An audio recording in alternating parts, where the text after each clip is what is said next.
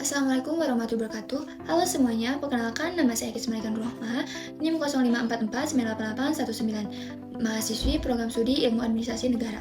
Pada video kali ini saya akan memaparkan solusi inovatif terhadap permasalahan pelayanan publik digital, khususnya terkait kesulitan akses dan keamanan identitas kependudukan digital atau IKD.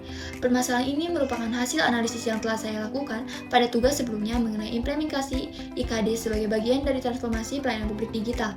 Pernahkah kalian membayangkan bahwa di era digital saat ini ada banyak masyarakat yang menempuh perjalanan jauh hanya untuk mengurus administrasi kependudukan?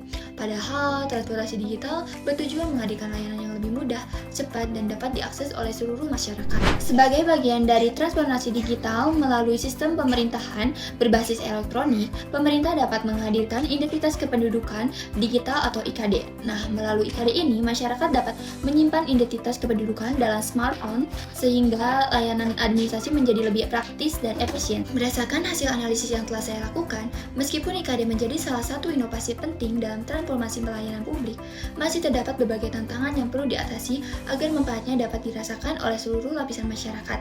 Jika tantangan tersebut tidak segera diatasi, transformasi digital yang bertujuan mempermudah pelayanan publik justru berpotensi menimbulkan kesenjangan akses layanan. Lalu, apa saja tantangan tersebut dan bagaimana solusi inovatif yang dapat kita lakukan untuk mengatasinya? Mari kita bahas lebih lanjut. Tantangan pertama adalah kesenjangan infrastruktur digital. Hingga saat ini, masih banyak masyarakat di wilayah pedesaan dan daerah 3T yang mengalami keterbatasan akses internet. Selain itu, proses aktivitas yang masih bersifat semi-digital mengharuskan masyarakat datang langsung ke kantor Dukcapil untuk melakukan verifikasi. Akibatnya, masyarakat yang tinggal jauh dari pusat layanan harus mengeluarkan waktu dan biaya tambahan untuk mengakses layanan tersebut. Tantangan kedua adalah rendahnya literasi digital masyarakat.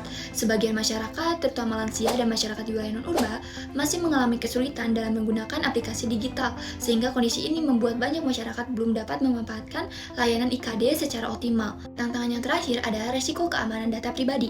Seiring meningkatnya penggunaan layanan digital, ancaman seperti phishing, penipuan digital, dan aplikasi palsu yang mengatasnamakan layanan pemerintah juga semakin meningkat. Kondisi ini tentu menimbulkan kekhawatiran di kalangan masyarakat terhadap keamanan data pribadi mereka. Untuk mengatasi berbagai permasalahan tersebut, diperlukan inovasi pelayanan publik yang tidak hanya mengandalkan teknologi, tetapi juga menjawab kebutuhan masyarakat. Oleh karena itu, IKD Smart Access hadir sebagai konsep layanan publik digital yang mengintegrasikan 4 solusi utama untuk mewujudkan layanan IKD yang lebih mudah diakses, aman, dan inklusif bagi seluruh masyarakat. Nah, untuk solusi pertama yang saya tawarkan adalah Smart Digital Activation, yaitu sistem aktivasi IKD yang lebih fleksibel melalui layanan praaktivasi secara online. Melalui sistem ini, jika sebelumnya masyarakat harus mengantri di kantor Dukcapil untuk melakukan pemindaian, kini proses registrasi, unggah dokumen, serta verifikasi identitas melalui teknologi pengenalan wajah dapat dilakukan langsung dari rumah. Setelah seluruh data terverifikasi, petugas Dukcapil hanya melakukan validasi akhir melalui sistem. Dengan inovasi ini, waktu pelayanan menjadi lebih singkat, biaya transportasi berkurang, dan akses layanan menjadi lebih mudah dijangkau, terutama bagi masyarakat di daerah pedesaan dan wilayah 3T. Solusi kedua yang saya tawarkan adalah Mobile Activation Unit, yaitu layanan aktivasi IKD keliling. Melalui program ini, petugas Dukcapil secara berkala mendatangi desa-desa dan wilayah terpencil untuk melakukan aktivasi IKD secara langsung. Dengan pendekatan jemput bola ini, masyarakat tidak perlu lagi menempuh perjalanan jauh ke kantor Dukcapil, sehingga pelayanan menjadi lebih mudah diakses, merata, dan inklusif. Untuk solusi yang ketiga yang saya tawarkan adalah program pendampingan literasi digital masyarakat melalui petugas di tingkat desa dan kelurahan. Petugas ini berperan memberikan edukasi mengenai penggunaan IKD, keamanan data pribadi, serta cara mengenali berbagai modus penipuan digital. Melalui pendampingan yang berkelanjutan, proses adaptasi terhadap layanan digital dapat berlangsung lebih mudah dan aman. Terakhir, keamanan data yang menjadi salah satu kekhawatiran terbesar dalam penggunaan layanan digital.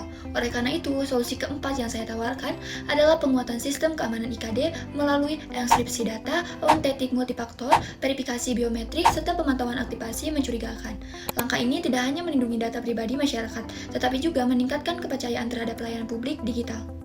Di balik solusi yang saya tawarkan, terdapat 2 teori pelayanan publik yang menjadi landasan implementasinya. Nah, pertama, teori New Public Service dari Derhart yang menekankan bahwa pelayanan publik harus berorientasi pada kebutuhan masyarakat. Karena itu, layanan aktivasi keliling dan pendampingan literasi digital dirancang agar masyarakat, terutama di daerah terpencil, dapat mengakses IKD dengan lebih mudah.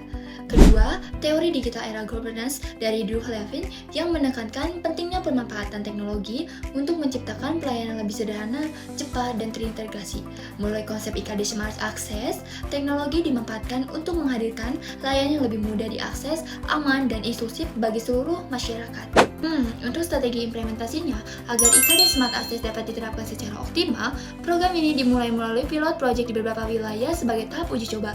Setelah itu, dilakukan evaluasi menggunakan metode Plan, Do, Check, Act untuk memastikan layanan tersebut berkembang dan sesuai kebutuhan masyarakat. Nah, jika hasilnya menunjukkan dampak yang positif, program diperluas secara nasional melalui kolaborasi antara Dukcapil, pemerintahan desa, pemerintahan daerah, dan penyedia layanan telekomunikasi. Dengan strategi ini, transportasi digital tidak hanya menjadi sebuah inovasi tetapi juga solusi nyata yang dapat dirasakan manfaatnya oleh seluruh masyarakat. Baik, sebagai penutup dan kesimpulan dari apa yang telah saya sampaikan, di awal kita melihat bagaimana masyarakat masih menghadapi berbagai kendala dalam mengakses layanan IKD, mulai dari keterbatasan akses internet, rendahnya literasi digital, hingga risiko keamanan data. Melalui IKD Smart Access, berbagai tantangan tersebut dapat diatasi melalui sistem aktivasi digital yang lebih fleksibel, layanan aktivasi keliling, pendampingan literasi digital, dan penguatan keamanan data. Apabila diterapkan, menurut saya, inovasi ini dapat mengurangi biaya dan waktu pelayanan, meningkatkan literasi digital masyarakat, dan memperkuat keamanan data pribadi, serta mewujudkan pelayanan publik yang lebih inklusif bagi seluruh masyarakat. Karena pada akhirnya, keberhasilan pelayanan publik tidak diukur dari kecanggihan teknologinya, tetapi dari manfaat yang dirasakan oleh masyarakat. Demikian penjelasan saya terkait tugas 3 mata kuliah manajemen pelayanan publik. Saya harap video ini dapat memenuhi tugas yang diberikan. Apabila terdapat kesalahan atau kekurangan, mohon untuk dikoreksi. Terima kasih atas perhatiannya. Wassalamualaikum warahmatullahi wabarakatuh.